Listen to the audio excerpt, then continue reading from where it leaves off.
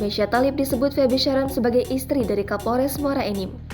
Dalam keterangannya, mereka menikah di kantor urusan agama Jakarta Barat pada tahun 2006 silam. Mesya Thalib merupakan seorang selebgram yang juga sahabat dari Atta Halilintar. Sosok Mesya Thalib mulai menjadi sorotan saat pernikahan Taki Malik dan sang adik Sheryl Thalib. Mesya memiliki nama lengkap Mesya Firdaus Thalib. Mesya Thalib lahir pada 3 Mei 1991. Mesya Thalib pernah mengenyam pendidikan di Universitas Internasional Batam jurusan Ekonomi Modern.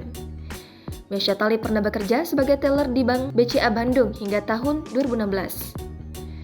Pekerjaan menjadi teller bank tersebut sesuai dengan bidang Mesya Thalib yang merupakan lulusan ekonomi. Tak hanya menjadi teller bank, Mesya Thalib juga pernah menjadi model.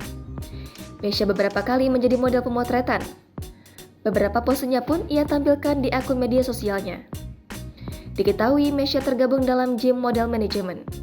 Selain menjadi model, rupanya Mesya juga memiliki bisnis kecantikan. Instagram Mesya dengan nama akun @mesya_thalibreal kini memiliki 104.000 pengikut. Melalui Instagram pribadinya, Mesya kerap membagikan momen dirinya berolahraga. Jangan lupa subscribe, share, komen, dan like ya!